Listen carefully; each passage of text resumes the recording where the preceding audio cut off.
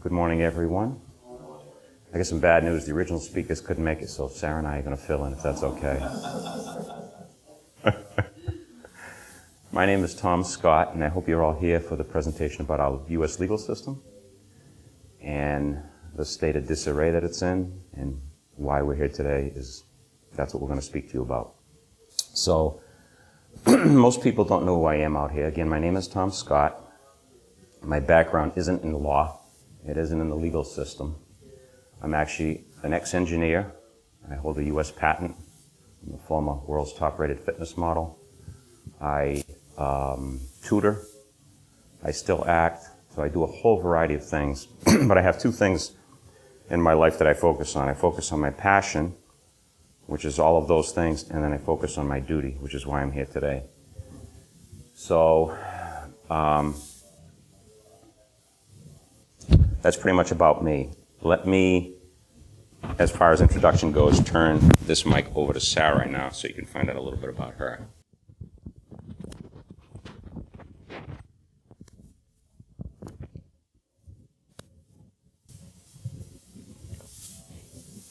Good morning, everyone.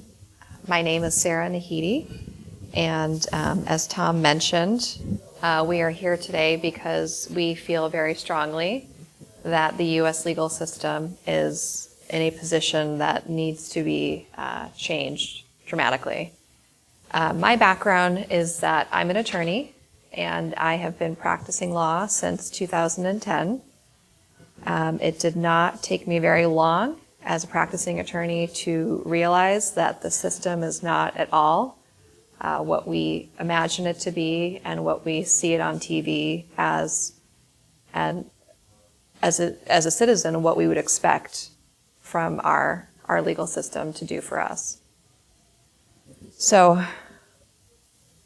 that's a little bit about me, and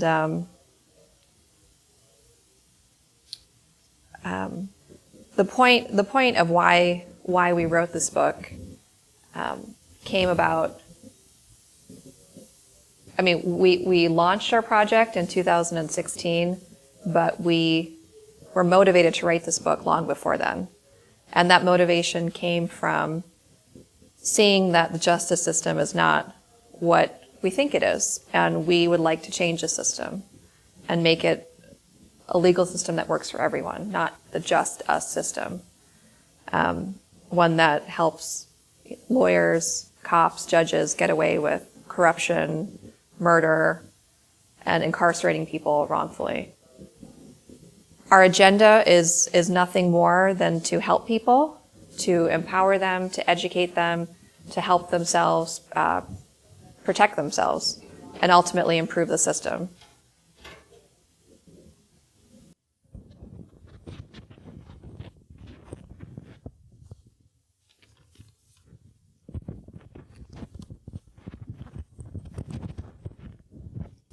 Okay, so before we get too far along in here, first of all, how many people like my sweet New England accent? Oh, yeah. I get static from it, but some people say, wow, that's a cool accent. But anyhow, my neighbor doesn't like it too much. This is going to be like an interactive conversation. If you want to stop Sara at any point, you have a question, feel free. There'll be questions and answers at the end. But I want this to be very informal, very relaxed atmosphere. Feel free to jump in if you have anything to add. If you think, we missed something or something comes to your mind, by all means, let us know.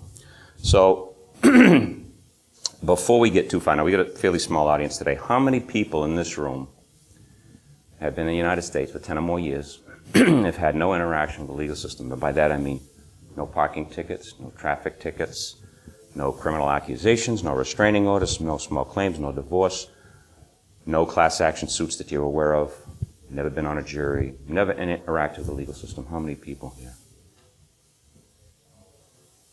Exactly zero. Exactly zero. Now, we've had audiences about 70 to 100 people, and occasionally 5 hands will go up. This is telling, right? This is telling. Think about what I'm asking here. This is going to set the stage for the whole presentation. Everybody's affected by our system.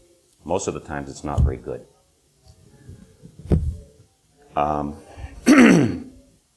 So our mission, as Sara said, we're here to educate you and protect you. That's why we're here today. plain and simple. We want to educate you. We want to protect you. With that in mind, understand that our legal system has become a self-aggrandizing system, an evil empire, a criminal entity like the mafia, whatever you want to call it. It's not at all what the framers set it up to be, not even close. We compare it to a cancer. The legal system is like cancer in two different ways.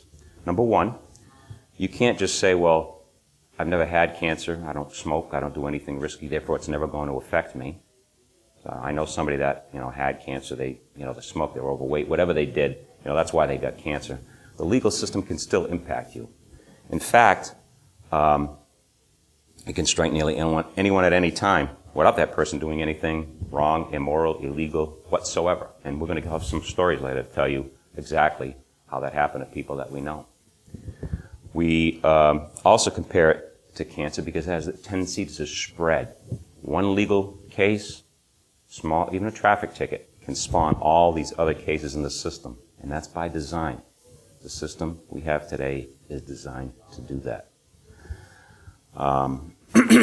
Keep in mind, like I said, what we have today is nothing what the framers intended. This is not what they set up. These were brilliant men, possibly the greatest collection of intellect the world has had in government, before or since. We can't compare them to anyone else.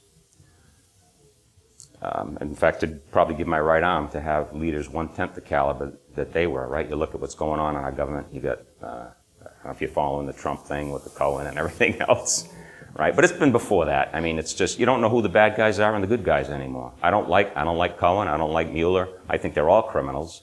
It seems like money and power seem to corrupt, and I wish I had the answer to that. So, we've got all these problems that we're trying to take care of. Where are we now as a country? Well, we're not the greatest country in the world anymore, unfortunately, other than for bad things. Yes, we do lead the world. We do lead the world in many, many bad things. It's sad, right? But it's true. I mean, let's look at a few of the things, right? Can anybody name some of the things we lead the world in right now? That's what I had at the last speak. Someone had said incarceration rate. That's one of them. Indebtedness, more police shootings per capita than any country in the world, and sometimes by orders of magnitude, right? 100 times more, 1,000 times more in some of the smaller countries, right? More killings per capita, more overall number of crimes, but barely in the top 100 for murder per capita. We come in about halfway down the list of countries at about 94. It's an interesting point, right? Incarceration rate, as someone said. Does anyone know how many people we incarcerate in the United States, percentage-wise? No, currently. Let me rephrase that. So, world population, right? How many people, percentage-wise, do we incarcerate in the United States of the world population? Yeah. Yeah. It turns out that we have 4.4% of the world's people, yet 22% of the world's incarcerated are in the United States. It's a 5-to-1 disparity. So you're going to tell me that people in the United States are 5 times worse than elsewhere in the country on average? I don't think so. There's a reason for that. There's many reasons for it, actually. So, and we have a graphic, which pretend that's up there. So it's a 5-to-1 ratio, almost exactly a 5-to-1 ratio. The last three that I just mentioned, right? So we had more killings per capita, highest overall number of crimes and incarceration rate. Those last three are related to what is actually the number one problem in the United States right now, which is our legal system. And the reason, here's why it is the number one problem. Because unemployment, for example, only directly affects people of a working age. Obesity only affects people that kind of choose to be unfit. You can there's all these problems that we have that only affect segments of the population. The legal system, on the other hand, basically can strike anyone at any time. Anyone with a pulse, you can be hit by the legal system. Even if you don't have a pulse, you can be hit by the legal system. Right? We get our probate courts and everything else. I mean, that's a whole can of worms in itself, right? So we've got all these systems out there not working for you and me. They're working against us. So let's take a look at the last two on that list of 5 specifically. They kind of go hand in hand. The one when I mentioned the murder rate and the crime rate. The murder rate, or the real crime rate, is relatively low, but our overall crime rate is high. So this data suggests that many crimes exist merely to benefit the system, right? We've got members of the system that are profiting from me and you every day. So how many people here know that we have privatized prisons here in the United States? Okay, we got a lot of people know that. That's typical. How many people also know that roughly 2/3 of them have an 80% or higher occupancy rate written into their contract? Yeah, not many people know this. This is you folks are following the trend. That's a fact. Many of them have a 90% occupancy rate written into their contract. What does that mean? Well, the system's incentivized to put people in the black bar hotel. That's what that means. One body, boom, in. One body, in. That's one of the problems, all right? So with respect to police, let's focus on the police for a second. Does anyone know how many state and local law enforcement agencies, active police, we have in the United States right now? Anyone take a guess on that? Excuse me? No. No, much higher. The whole United States, law enforcement. It's close to 1 million. Close to 1 million. Actually, we might be over 1 million now. I looked at the data several months ago, and it's rising every year. So we're probably, if we haven't eclipsed 1 million, we're close now. Persons. Persons. That's what I meant, yes. Persons. Active people, whether it's, federal police, state police, town police, at all levels, right? So, all right. With that number in mind, let's think about this now. They're all hypothetical. This is all hypothetical. If you have 100 people in a room, let's figure we have 100 people in a room, and we have 1% of them are bad people. How many people is that? Just one. Just one. Let's project that onto the police force. Let's use that same 1%. Let's be ultra conservative. Now, when I say bad, all right? When I say bad, I'm talking, not, just killing innocent people. I'm talking about falsifying police reports, just doing things that aren't quite honest. Let's use that same 1%. You're looking at over 10,000 people that are sworn to protect us that aren't doing their job. Whether they're threatening your life, whether they're giving you speeding tickets or false DUIs. I've known a couple of people that have gotten false DUIs. These are the people that are working for us. Now, I'm not going to paint with a broad brush, but I think we can do a much better job without the police. How did we get to where we were as a society today, right? Thousands of years we've been on the planet. Police are relatively new. It was only in the late 1800s, right? First police was in Chicago, 1880-something, right? We survived without them. I think we can do a much better job. Private citizens, private police force, the, what do you call it, National Guard, in case of emergency, you have the National Guard, so there's a lot of overlap. So I think we're made to believe we need them far often than we don't. I mean, how many people here would go out and kill somebody if there was no police? Probably not many of us, right? We'd probably live our daily lives. So I think that's way overrated. Go ahead. Well, wasn't there like a huge paradigm shift? Was it the 70s when they went peace officers to law enforcement officers? Don't know. I don't know that. Maybe there was, yeah. Yeah. So responsibility. Peace, yeah. It was, we've got all these statutes and codes, we're going to enforce, and we're going to generate revenue by enforcing these statutes and codes. It could be. I mean, that's the trend where incarceration jumped. If you look at the data, it's late 70s, early 80s. We went from low, and all of a sudden it goes, choom, way up, right at that point. There's a breakover voltage, or whatever you want to call it, right there. Boom. So it could be related. Absolutely. Absolutely. Does anyone remember in 2014, while we're on the subject, in where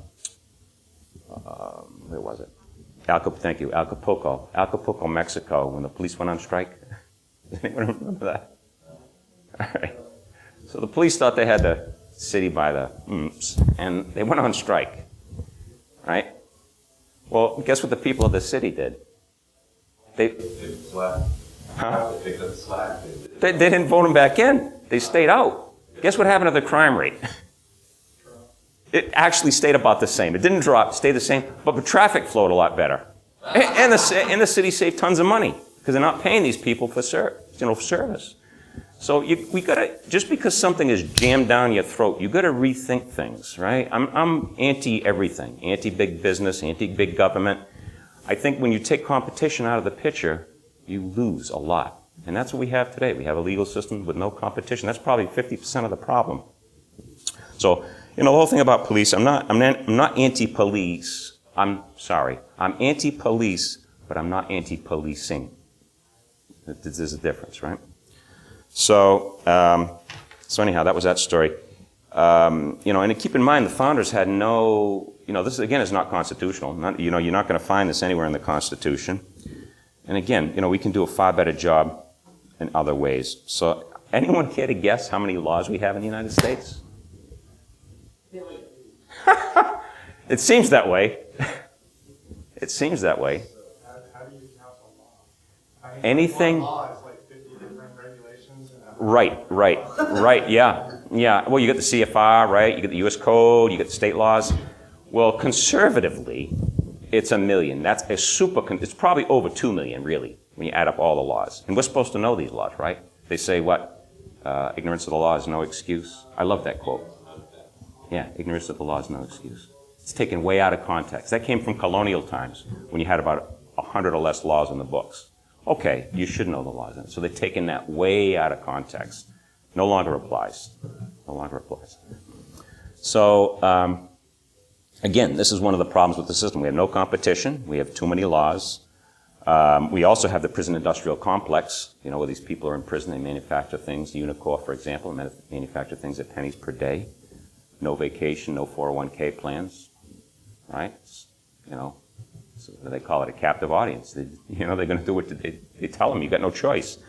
That's a problem. The 3 strikes laws, that's a problem. The prosecutorial immunity, judicial immunity, that's a problem. So we've got all these things, and again, no competition is probably 50% of the problem. So what can be done, right? We've laid out all these problems. What can be done to attack this rampant corruption within our judicial system and restore it to what the framers envisioned, right? So I like to make an analogy of a table. You need, this is not a table. This has 4 legs. You need 3 legs at least to make a table stand, right? To get this table of justice righted, we need 3 things. We need education, we need unification, and we need implementation. We need those 3 things. The education, we've got nailed in our book, our blog, our show. We've got some great shows. She'll tell you about that in a second. The unification is kind of what we're doing a little today. Small audience, but small can grow. This is what we need to do. We need to unify. And what I think is the biggest detriment here in the United States as Americans is implementation, getting people off their ass, off of Facebook of complaining, and actually doing stuff. That's where Europe runs circles around us. Most countries run circles around us. That's what we've got to change, that mentality. So that's pretty much it. I'm going to let Sara take over now. She's the brains. I'm the bronze. She's going to take over.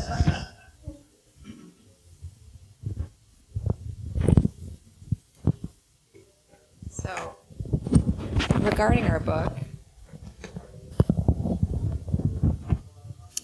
it was actually the first piece of our project, and it began years ago. Tom and I are both from the East Coast. We're both from Boston. And we met each other. Perfect. Keep that in mind. Where's your accent? I know I don't have the glorious accent that Tom does. I wasn't there long enough to develop that. Quit rubbing it in.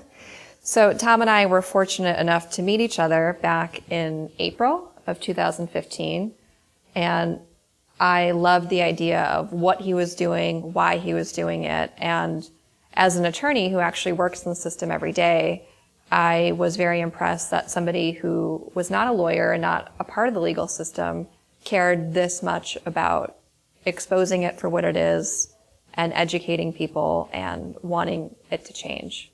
So we were very like-minded in that way. And like I said before, this project and the motivation for it came a long time before we actually got together and started working on it.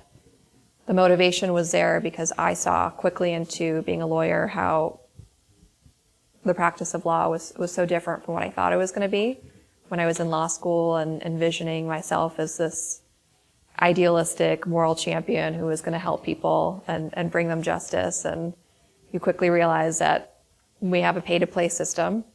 If you don't have money, you're not going to win, and the justice system is not going to work for you. So this project took well over 3,000 hours. It has taken it took well over a year to write and rewrite probably 100 times. Oh, the book you're talking about? Yeah. And we're still editing it. I think we're, in our 10th edit. So why did we write the book? The point was to reach the most amount of people as possible. We wanted to spread the message and to help educate people and empower them ideally before they get involved and entangled in the system. Ideally, the book is best to be read cover to cover as a eye-opener of what it's like. And then once you actually need... Preventative guide, exactly. That's what I was looking for. And then used as a reference later. We were fortunate enough to get the backing of Dr. Ron Paul, who wrote an amazing foreword for our book. We have been endorsed by Senator Marco Rubio, noted whistleblower and CIA agent John Kiriakou. As far as we know, there's nothing out there like this book. We don't leave any stone unturned. And on that note, I'm going to let Tom discuss what exactly we mean by leaving no stone unturned. Don't go away. Basically, does anyone remember the movie Enemy of the State? All right. Do you remember when Gene Hackman is they're going through clothing and they're getting ready to do their thing with the FBI and everybody else, and they're talking back and forth, and he mentions guerrilla warfare. Well, guerrilla warfare basically is when you attack someone, you're much smaller than they are. They're much larger. They're slow. You're quick. They're strong. You're weak. But you take their weapons from them, slowly but surely, and you use it against them. You become stronger. They become weaker. That's what our project is all about. That's all the stuff we write about in our book. You can not find anything in there. And even on our blog, everything on our blog, I recommend, I don't care if you don't buy our book, get on our blog today. We're putting stuff that the mainstream media is not covering at all. We post once a month, and this is stuff that's eye-opening, and it's also guerrilla warfare. So everything that we do is to help you get the biggest advantage. And that's the point I wanted to make about this, what we're doing. Everything is guerrilla warfare. It's like, we don't march like the British in straight line. We're hiding behind stuff, and we're shooting when we can. So that's how you beat the system. That's one of the ways to beat the system.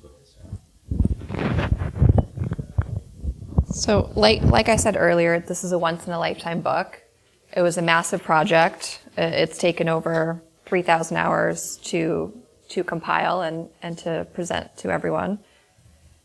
There's no other agenda that we have besides helping you and empowering you to protect yourself and hopefully to make a difference in the system and change it. The first two parts of the book are like a glorified orientation session. And then the third part of the book covers areas of law that most people will almost certainly encounter in their life. There were a couple of challenges in writing this book. One of them was to jam as much information as possible into the least amount of pages, which was difficult, and we're, as I said, still working on that and cutting it down and getting it fine-tuned. Also, we wanted to write the book in such a way that a seasoned attorney can learn from it, as well as a novice who knows nothing about the legal system and maybe nothing about how the legal system works in this country. And then as well, we wanted to write it generically, but also make it applicable to different states, as well as the federal level. And our project is unique because we have a lawyer and a non-lawyer writing about the legal system. So you have somebody who's inside and somebody who's outside. So you get a 360-degree view of what the legal system is like and what an insider perspective can share and an outside perspective as well. Also, we have the male-female perspective, which I think is important. I think, gender plays a big part in how people experience the system, how people see the system, how people from the outside view us as women and men. Also, more heads are always better than one. Whenever you have a constructive project, you want to have multiple inputs and to be able to see things from different angles. The blog is www.stloyf.com. Stack the legal odds in your favor if you want to type it all. .com. Pick the first letter of each word. I always have problems saying that. /blog.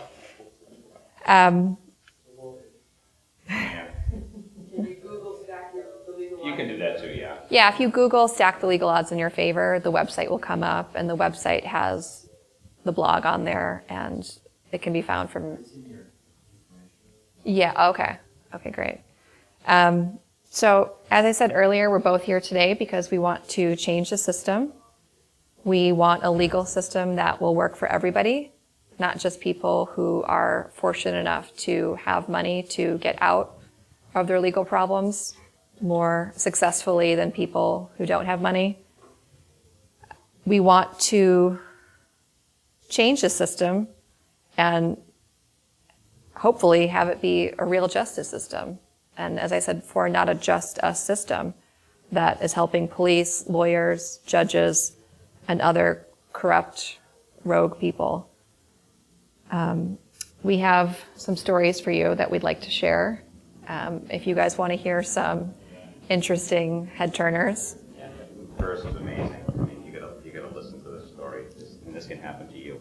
So I had a good friend who inadvertently turned into a client last year.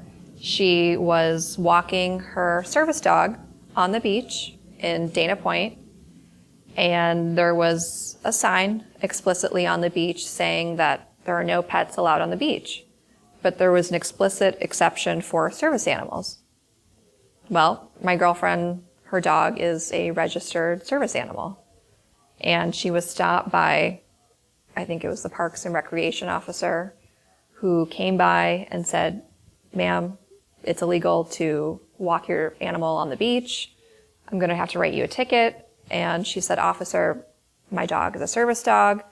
And she didn't happen to have the harness on him, but she had a picture of the ticket on her phone, the ID tag. And she was trying to get her phone to show the officer that my dog's registered as a service dog. There shouldn't be an issue here. Officer didn't care, issued her a ticket. So that's the first mistake I made. That's one.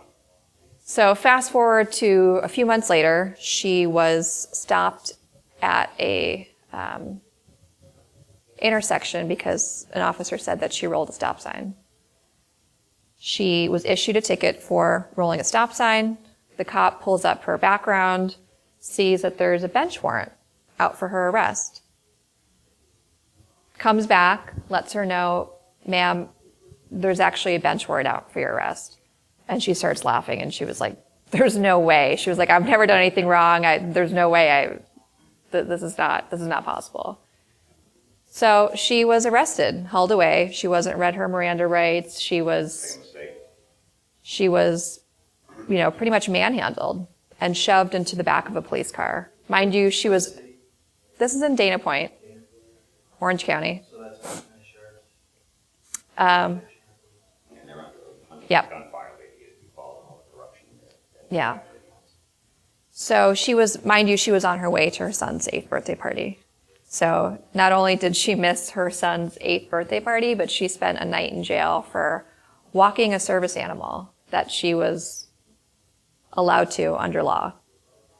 So there were a couple of mistakes that were made in this case by the legal system, and don't forget with it, she went to find out about the ticket and then mail it. yeah, so she got the notice. She goes to the court on the day it says to appear and pay the ticket. She goes 2 months. Huh? Yeah. This is for the dog. Yeah. So she goes to court to pay the ticket. The clerk at the counter says, "Ma'am, your citation has not been entered. Just check online, and it's up to you to follow this." So 2 months after the fact, it's not in the system. Also, when the officer wrote the ticket, he didn't write her apartment number.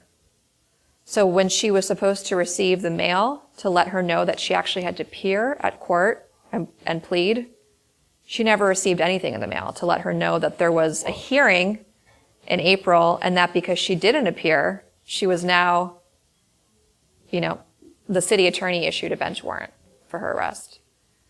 So several mistakes were made, but it goes to show you that a normal, law-abiding, perfectly well-intentioned person who is a mother, has her own business, has never been in trouble with the legal system, has never had issues, ended up in jail.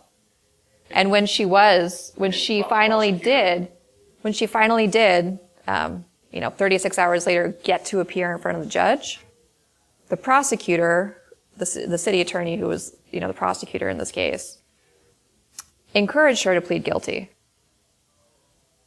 to a crime that she didn't commit and she didn't do anything wrong. And so she did it. She pled guilty because the guy said, hey, if you plead guilty, you can get out right now. And so she was just, she hadn't eaten, she hadn't drank. She was just traumatized from being in prison. Is there anything wrong with that? The prosecutor telling him to do that?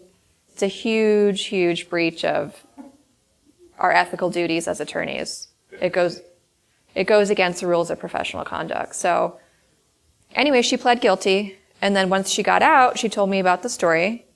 And I, of course, said, why did you plead guilty? You didn't do anything wrong. You should have never been ticketed or gone to jail. So I filed a motion for her to withdraw her guilty plea. And, we won that motion and her record was cleared. But why did she have to go through spending a night in jail, missing her son's 8th birthday party, and just being traumatized? She said, Sarah, I was in prison with, burglars, drug dealers, crackheads, prostitutes, and they just kept looking at me and pushing me around and saying, what are you doing in here? You're too pretty to be in here. And she said, I was just terrified. She was like, there was a room half the size with 30 or 40 women in it. And there's one bathroom in the middle of the room. And she said, I knew that I wasn't going to consume anything because whatever comes in has to go out. So she's like, I just, didn't do anything for those 36 hours. So that's a I think, eye-opening story about how anybody can be negatively impacted by the legal system. And to me was personally shocking, maybe because she was my friend too and I know her. So Tom's got some other great stories. Just to expound on what Sarah just said, though, you got to think too that's the 5 mistakes that we can count, right? Doesn't mean it's all inclusive, right? They could have done other things illegal or made mistakes that we don't know about. And what she just described happens in every court, in every state, every day in the United States. None are immune. Criminal system's corrupt, family court system's corrupt, traffic court system's corrupt, small claims court system's corrupt. And I can name you examples. I've got experience in 4 different states, East Coast, West Coast, all over the place. Go ahead. Can I ask something real quick? Yeah. Since the whole system is really just there, or is lost to extract money, really? Most of the time. Yeah. And I've read almost all of your book, by the way, and it's excellent. Oh, thank you for that, yeah. Yes, excellent. And one of the things that I really got from it was that, you can use how poorly put together and how poorly it operates the system against itself. Yeah. If it's really, at the end of the day, just always wanting to extract money, like, for instance, that dog ticket, really all they just want the money. That's all they want, yeah. And if you can swallow that and go, okay, well, that's what it's all really about, don't you, I guess what I'm asking is, would you suggest that, really the best way to go about dealing with it is in some way trying to appease them by somehow paying it, but make for instance, you give suggestions in the book about how you home things. They'll always work with you if you want to pay them in monthly payments. Yes. Oh, you'll pay us $5 a month. Okay, well, Yeah. Yeah. Yeah. So is that really the best way to go about it? Because otherwise, if you try to completely go, I'm not going to deal with this, then you get bench warrant.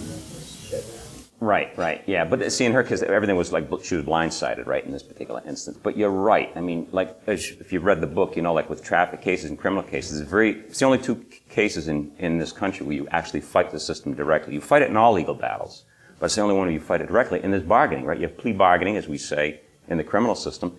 And in the crowded traffic courts, you can do the same thing. They just want their money. You have a $500 ticket. Well, should we go to trial and risk losing, says the U.S. government, or should we just reduce it to $250 and take them quick money outright? And that's where the strength comes in. That's where you can, you know, I mean, assuming you have no chance of winning, right? I mean, but if you've read the traffic chapter, which is our heaviest chapter, you'll see we really go through. But probably over 90%, I'm probably being conservative, of every case in the United States comes down to money. And it has to, because every one of these industries, family court is multi-billion, traffic court is 5 to 10 billion, criminal court is multi-billion, probate is multi-billion. You add all these together, you're probably looking at $300 billion industry a year. So yes, I mean, the focus, unfortunately, is money most of the time. And in fact, we spoke at the Libertarian Convention last couple of weeks ago, I guess. And one of these guys from New York, Larry Sharp, comes up to me, and he's now a defense attorney. And a lot of these prosecutors become defense attorneys. We like that. Like Sara and I, for example, when if we were up here talking 20 years ago, I was very pro-death penalty and very anti-scumbag criminal defense attorney. I've come 180 degrees. And this guy, Larry, was one of those people. He is a prosecutor, and he became a defense attorney. He says to me, he says, if you can write a 6-figure check, you're going to get a fair trial and a fair sentence. If you can write a 7-figure check, you're innocent. Well, let's look at it. O.J. Simpson, first trial, innocent, right? Michael Jackson, innocent. Robert Blake, innocent. Wow, that's pretty good. Look at the coincidence, right? But if you can't write the 6-figure check, you're guilty. Money is such a bad thing when you think about it. Money and power. But I would say, yeah, conservatively, 90% of the people, 90% of the cases, rather, in this country are motivated financially in the United States court. So let me just tell you a little bit about my story.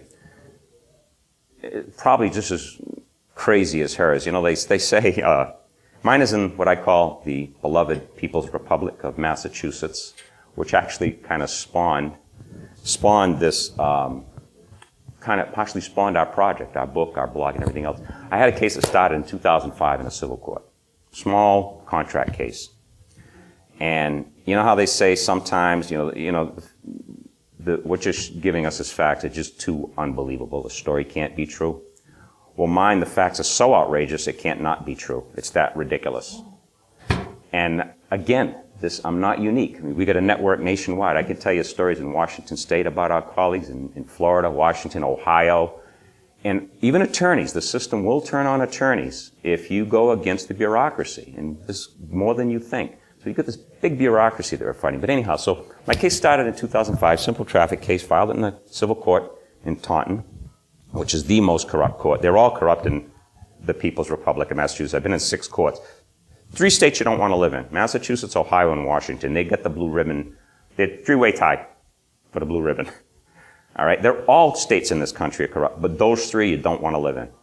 So this case was filed, and instead of the defense attorney filing an answer and a counterclaim, which is, legal pleadings that you can file in a case, he decided to influence my attorneys to quit the case. He pressured them into quitting the case. That's actually a felony in Massachusetts. It's called obstruction of justice. He did it 4 times. Now, this guy's an attorney.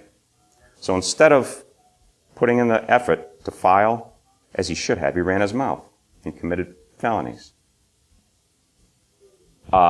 So anyhow, he did this for X amount of years. Finally, I got a motion for a default judgment because he didn't take any legal action. He did everything illegal in the case, right? So I filed a motion. Now all of a sudden, corruption starts creeping in the case, and I can see why, and I'll get to that in a second. So I had a default judgment for $11,000. He called the court crying because he never filed any paperwork with the case, no pleadings. So they vacated it over the phone to him as a favor. And the reason I know this is because I got an email the day before he called the court saying, "Oh, we made an error. It's been vacated. According to our file, you have to have this heard by a judge, we have to have a motion, all this, that, and the other. None of that was true. And the reason I know he made this phone call is because I had given my U.S. mailing address, a U.S. mailing address, to the court several weeks prior, which he must have gotten from the court, because 2 weeks later, at that mailing address, I got something from this attorney, and that's not searchable in any database. So I know he called the court. So they violated rules of procedure. He also, like I said, obstruction of justice, violated rules of conspiracy to commit fraud. They modified the court record because they vacated 3 times the judgment against me. There was no motion in October of that year, but yet in November there's an entry in the docket by some chief judge at that court vacating an already vacated judgment. Maybe it was going to somehow unvacate itself. So he ruled on this motion again. So, I filed a complaint with the Commission on Judicial Conduct, the FBI, DOJ, the Board of Overseas. Now I find out this lawyer is connected with Scott Brown, former U.S. Senator. Right? He also ran for state senate. So he's got political connections, right? So every time I go into court, he perjures himself, and I can prove this over and over again. So, I'm going through all of this. What they do is they have a jury, they have a trial, quote unquote. I told them I couldn't make it. They have the trial anyway. They ripped the $11,000 out of my hand. They put 30-something thousand in his hands because of a fraudulent counterclaim and answer that he filed. Then I immediately file a motion. I say, look, I want to have this heard in the summer of 2016 because I'm not going to be in the area. What do? They have it in March, clandestinely, with the attorney, right? I'm not present. Oh, he's not here. I guess it's okay. Boom. They rule against me again.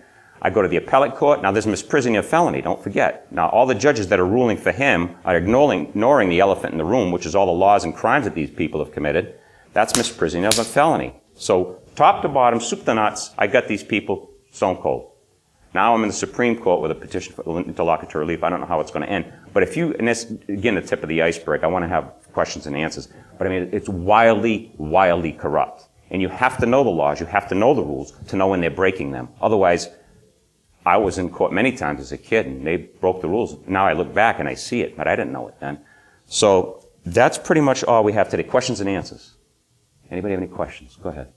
If your case goes to the Supreme Court and they rule against you, what will you do?